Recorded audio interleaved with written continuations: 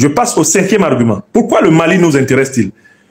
Le Mali nous intéresse parce que c'est un pays que les néocolons français, les impérialistes occidentaux ont voulu diviser plusieurs fois. Ils ont échoué. Donc c'est le pays du signe africain. C'est la cinquième raison. Le Mali, c'est le pays de ce que j'appelle le signe africain. C'est au Mali qu'il devient impossible de diviser les Africains. Ils ont réussi à diviser beaucoup de pays en Afrique. Regardez le cas du Soudan. Regardez ce qu'ils sont en train de faire en République démocratique du Congo, où ils veulent carrément détacher le Sud et le Nord Kivu. Soit pour le donner au Rwanda, soit pour le donner à des renégats qui vont voler, piller les matières premières pour les multinationales occidentales. Le projet de création du soi-disant État de l'Azawad, qui a été pensé depuis la néocolonie et la colonie française, pour empêcher le peuple malien de jouir des richesses faramineuses de la partie nord de son territoire. Ce projet échoue de génération en génération. Même les chefs d'État maliens les plus nuls ont dit non. Bienvenue dans l'analyse politique du professeur et président de l'Institut de l'Afrique des Libertés, le docteur Franklin Nyamsi. N'hésitez pas à aimer la vidéo et la partager avec vos amis. C'est parti.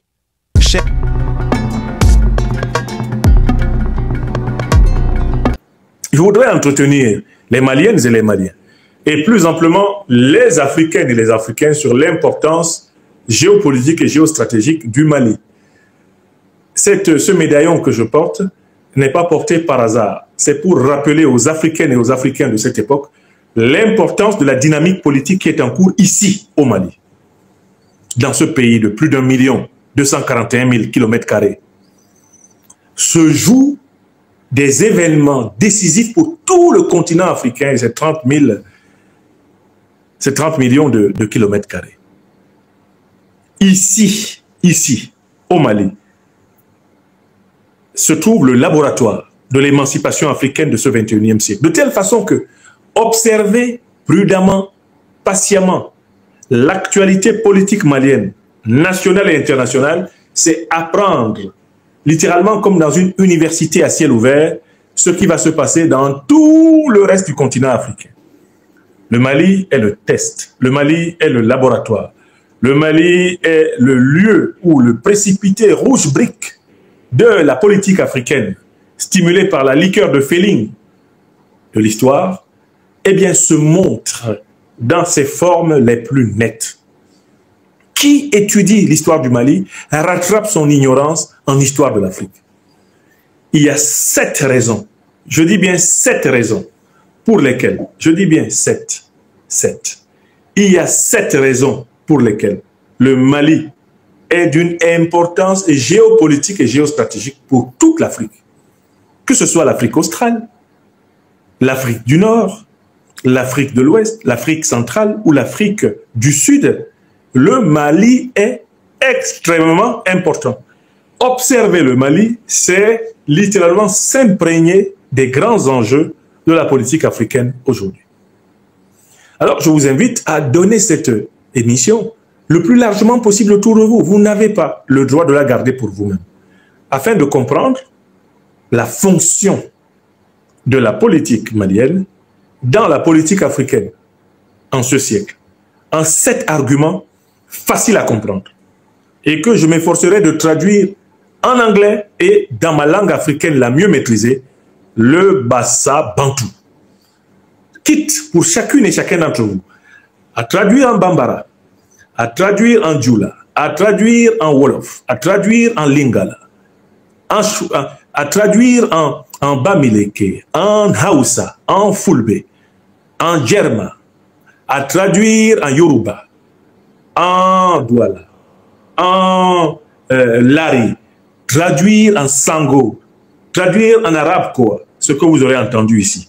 C'est une responsabilité que chacun doit assumer. En Soninké, en Zarma, donnez ce que nous disons ici dans toutes les langues aux Africains. N'ayez pas peur. Vous connaîtrez la vérité et la vérité vous affranchira. Voici les raisons pour lesquelles le Mali est d'une importance géostratégique et géopolitique vitale pour l'Afrique. Mais je ne peux pas donner ces raisons sans expliquer ce qu'on met derrière les gros mots de géostratégie et géopolitique. C'est quoi la géostratégie? C'est une discipline qui analyse les rivalités entre les grandes puissances, que ce soit les grandes puissances locales, que ce soit les grandes puissances continentales ou les grandes puissances mondiales. Ceux qui passent leur temps à analyser les rivalités, les stratégies élaborées par chaque puissance pour s'imposer dans le jujutsu international, on les appelle les géostratèges. Et c'est quoi la géopolitique? C'est l'étude de l'impact de la Terre dans les relations politiques. C'est-à-dire l'étude de l'impact des richesses souterraines, les richesses terriennes, sur les rapports entre les puissances, les rapports entre les entreprises, les rapports entre les individus sur la Terre. Géopolitique et géostratégie sont liés. Il y a un mot-clé dans les deux mots, c'est le mot « géo », qui, dans le grec et le latin, renvoie à la notion de la Terre. Partout où la Terre, ce qu'il y a dans la Terre, ce qu'il y a sur la Terre influence les décisions des hommes et des femmes politiques, il y a géostratégie et géopolitique. Géostratégie, c'est-à-dire stratégie à partir de ce qu'on sait, de ce qu'il y a sur la Terre. Géopolitique, c'est une politique qui est menée afin de pouvoir mieux bénéficier des avantages de la Terre. Ainsi, géopolitique et géostratégique sont intimement liés. Un géopolitologue est nécessairement géostratège. Et un géostratège est nécessairement géopolitologue. Car ils parlent tous de l'usage que les hommes font de ce qu'ils savent du disponible terrestre. Une fois cette clarification des définitions faite, entrons dans ce que je veux vous dire ce soir. Pourquoi ce pays, d'où je vous parle, et dont je porte ici, sur ma poitrine, le drapeau, pourquoi ce pays est d'une importance géostratégique et géopolitique pour tous les Africains. Et quand je dis tous les Africains, je le dis de manière panafricaine. Les Africains ne sont pas que sur le continent africain. Ils sont sur les continents européens, asiatiques et américains. L'Afrique est mondiale. Et le panafricanisme est une doctrine de la libération planétaire de l'homme africain. Le panafricanisme n'est pas une doctrine restreinte au continent africain. Mieux, il est important pour ceux qui nous écoutent de savoir que le panafricanisme est une doctrine qui a été pensée par des Africains des diasporas et qui progressivement est venue vers des élites africaines qui combattaient contre le colonialisme et qui est devenue une idéologie continentale. L'Afrique est dans le monde parce que le monde est venu par l'Afrique, puisque l'Afrique est le berceau de l'humanité. Je recommence. L'Afrique est dans le monde, puisque le monde est venu par l'Afrique en tant que berceau de l'humanité. Le tout-puissant créateur des êtres, celui qui est à l'origine de la complexité cosmique, a voulu que le continent africain soit le berceau de l'humanité. Et c'est à partir du continent africain que les peuplements de l'Europe, de l'Asie, de l'Amérique actuelle ont été possibles. Et la première grande civilisation de référence de l'espèce humaine, c'est la civilisation négro-africaine. Les grandes divinités, les grands concepts de ce qu'on a appelé abusivement le miracle grec ou romain sont issus de la civilisation négro-africaine, presque sans exception. Même les divinités ont simplement légèrement changé de nom, tout en conservant la fonction qu'elles avaient chez les prêtres philosophes, qui ont éduqué les fondateurs des civilisations de la Méditerranée, les prêtres philosophes négro-africains. Et donc, si on doit parler de géopolitique et de géostratégie en rapport avec le Mali, ce n'est pas un sujet nouveau. À l'époque des empires, l'empire du Mali était l'un des empires les plus influents sur le plan géopolitique et géostratégique. La musique de l'empire du Mali s'était même imposée, comme l'a rappelé le grand écrivain, père son âme, Seydou Badiane. La musique de l'empire du Mali s'était même imposée au cœur de l'empire d'Alexandre le Grand, dans les temps reculés du Moyen-Âge et de l'Antiquité. D'accord? Donc, il faut savoir que quand on parle de géopolitique ou de géostratégie aux Africains, on ne parle pas d'un sujet européen. On parle dans une langue européenne, c'est sûr, bien souvent, parce que l'Afrique sort d'une période de colonisation occidentale, mais on ne parle pas d'un sujet inventé par les Européens. En Afrique, il y a souvent cette confusion entre le fait qu'on utilise des mots européens pour décrire la réalité et le fait que l'Europe aurait inventé la réalité. Non. Ce n'est pas parce que nous utilisons des langues européennes et des mots européens pour décrire la réalité africaine que l'Europe serait à l'origine exclusive et totale de la réalité africaine. Il s'agit d'une illusion d'optique Donc, nous devons tous nous débarrasser. Quand on dit, par exemple, que l'éducation, l'économie, la politique ont été inventés par l'Occident, c'est un abus de langage. Rien de cela n'a été inventé par l'Occident. Il y a des mots occidentaux pour dire ces réalités, mais le fait que nous utilisions ces mots n'est pas la preuve que l'Occident soit historiquement, géographiquement, à l'origine des phénomènes que ces mots décrivent. Les mots sont des étiquettes conventionnelles posées par les hommes sur des réalités, mais les mots ne suffisent pas à en rendre possible la déduction de l'origine. Alors, quelles sont les raisons pour lesquelles je dis que le Mali, ce Mali-ci, d'où je vous parle ce soir, eh bien, du 11 février 2025, est géopolitiquement et géostratégiquement important. Première raison, le Mali est l'un des rares pays africains qui, dans sa constitution, considère l'unité africaine comme une raison pour laquelle il est prêt à renoncer à tout ou partie de sa souveraineté. Écrivez ça, la raison constitutionnelle. La loi fondamentale des Maliennes et des Maliens dit qu'ils sont prêts à renoncer à leurs droits souverains de peuple malien pour le peuple africain tout entier. Je vous invite à faire une enquête sur tout le continent africain. Vous ne trouverez pratiquement aucun autre pays qui a écrit ça dans sa constitution. Donc vous devez écrire. Le Mali est d'une importance continentale pour l'Afrique parce que sa constitution prévoit et engage tout le peuple malien à se sacrifier pour l'unité africaine. Dans ma langue maternelle, le Bassa, on dit Tilana. Écrivez ça. Deuxième raison, j'ai dit qu'il y en a 7. 7. Hein? Aidez-moi à compter. Kele, Fila, Savanani, etc. Comptez 7. Je vais les donner. La deuxième raison pour laquelle le Mali est d'une importance géopolitique et géostratégique énorme, c'est la taille de l'État malien. C'est un État éminemment africain par sa taille. 1 241 000 et plus de kilomètres carrés. Par la taille de l'État malien, c'est un État continental, c'est-à-dire qui, par l'espace qu'il occupe, regroupe la diversité, la mosaïque africaine, en étant la synthèse de l'Afrique du Nord, de l'Afrique centrale, de l'Afrique de l'Ouest et de l'Afrique de l'Est. Je recommence. Le Mali, c'est la synthèse de toutes les Afriques. Grâce à sa taille continentale, vous retrouvez au Mali des populations que vous avez en Afrique du Nord, des populations que vous avez en Afrique centrale, des populations que vous avez en Afrique de l'Ouest et même des populations que vous avez en Afrique de l'Est. J'espère que vous savez que l'un des pays où les Éthiopiens et les Djiboutiens sont les mieux intégrés dans le continent africain, c'est le Mali. J'ai été frappé par le nombre d'Éthiopiens, donc de gens d'Afrique de l'Est, qui sont merveilleusement intégrés au Mali. Parce que le Mali est installé dans la boucle sahélienne. Donc c'est un État osmotique, c'est-à-dire un État qui est compatible avec tout ce qui est africain. Écrivez ça. Tilana, deuxième raison. Deuxième raison. C'est un État éminemment africain par sa composition, par sa mixité, par son métissage, par sa diversité, par son immensité. Les Camerounais aiment dire le continent. Mais le Cameroun, c'est 475 000 km². D'accord? Le Mali, c'est 1 241 000 et plus. C'est-à-dire presque 3 fois en taille le Cameroun, avec des ethnies camerounaises à l'intérieur du Mali. Oui.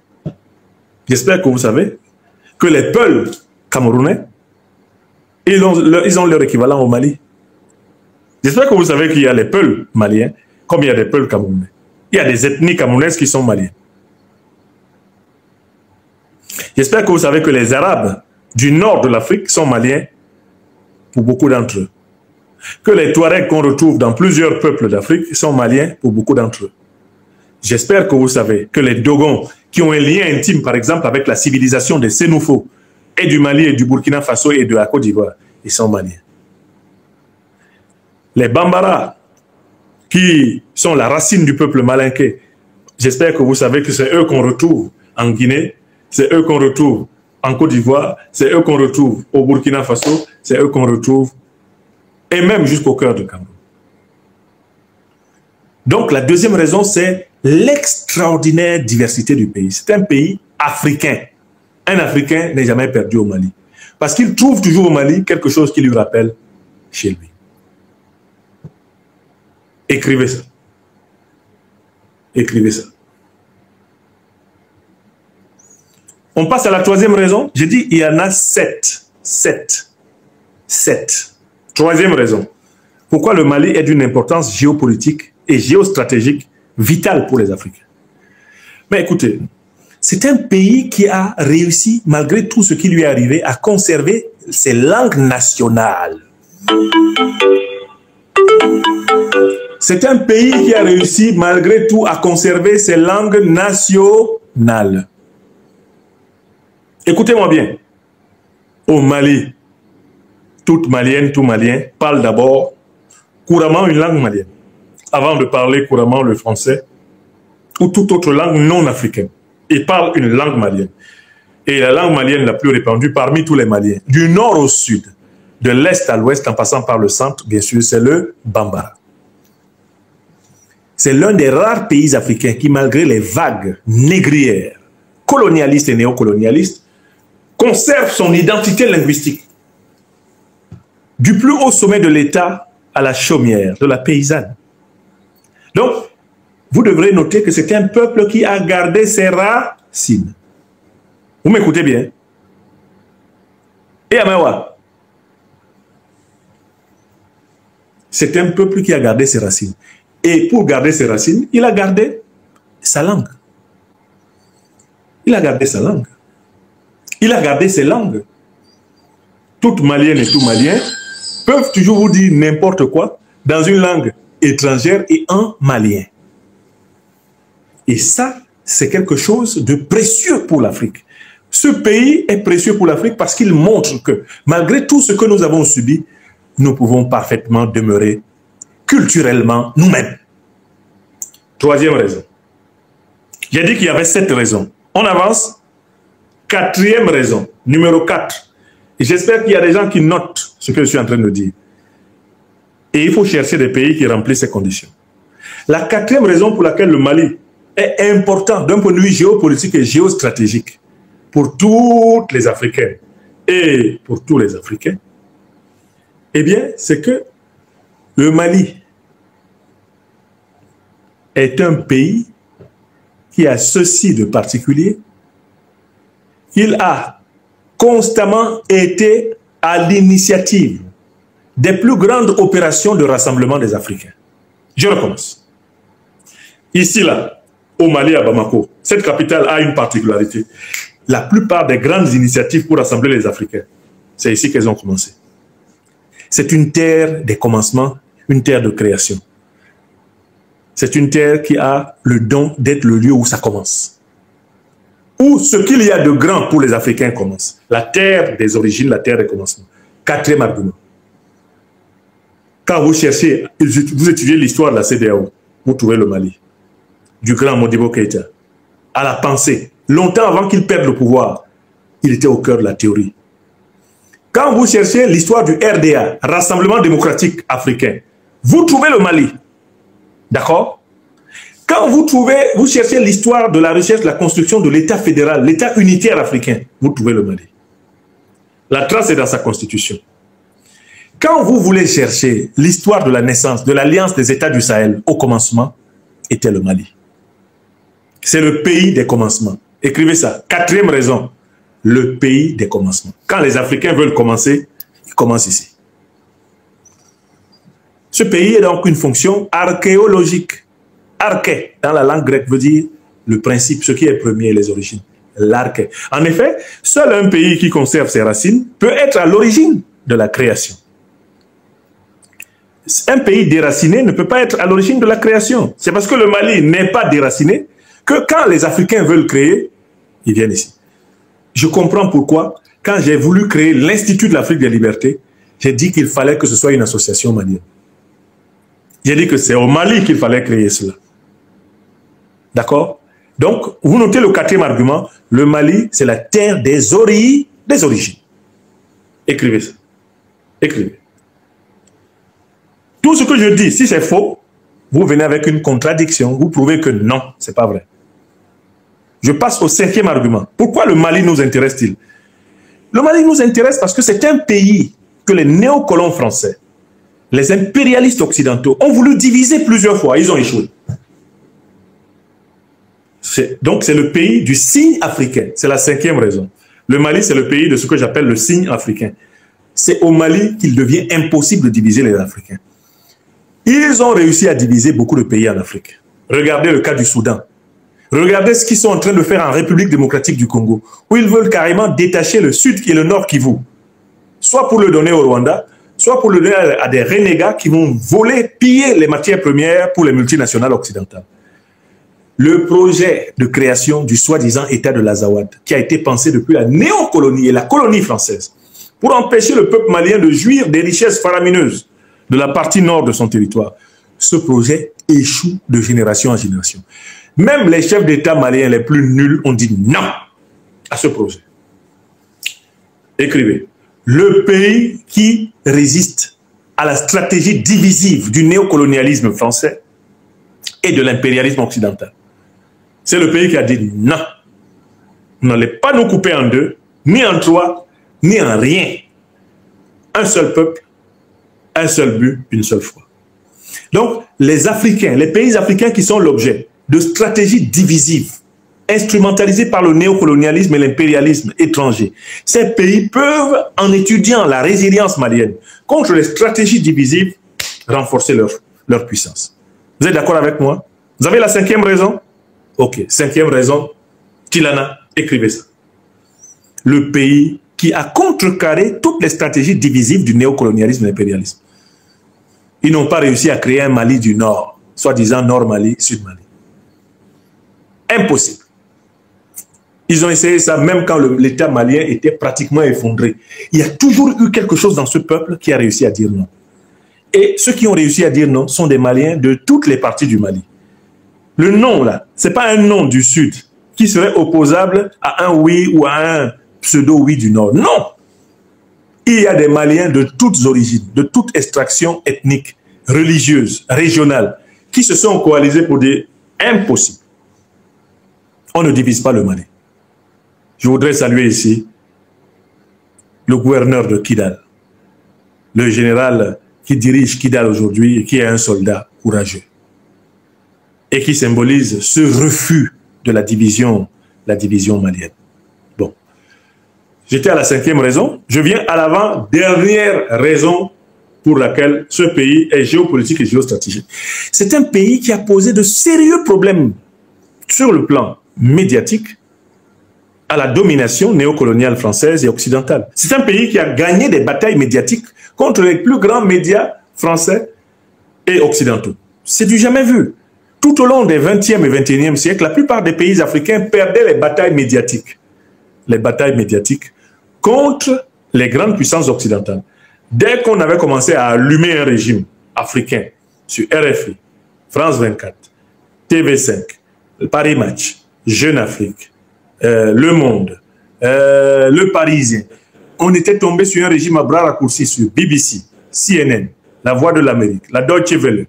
Dès qu'on avait commencé à massacrer un régime sur les grands médias occidentaux, ce régime tombait en Afrique.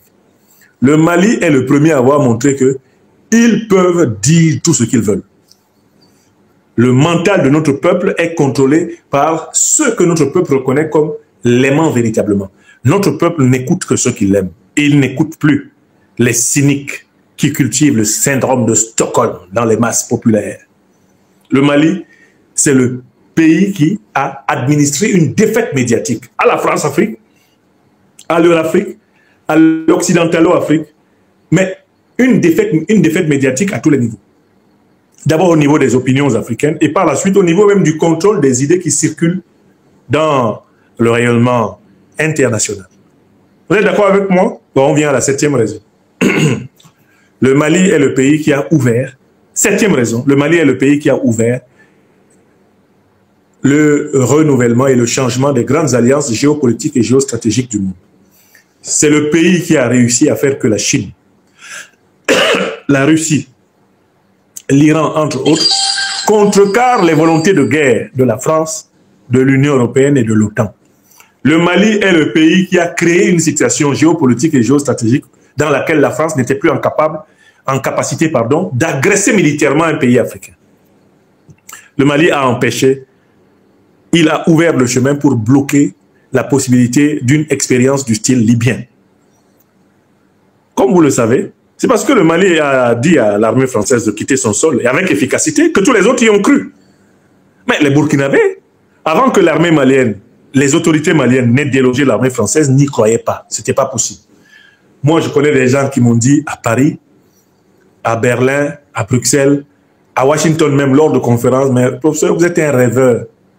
Mais qui va se lever pour dire à l'armée française de partir? Tu veux qu'il meure? Bon, Assimi Goïta s'est levé et dit, Angata. Et quand les Burkinabés, le peuple, a vu que le Mali pouvait faire partir la sempiternelle occupatrice de l'Afrique, celle qui croyait que l'Afrique était sa chasse gardée, son précaré, hein, sa zone d'influence. Quand l'Afrique a vu le Mali déloger l'armée française, jusqu'au dernier soldat,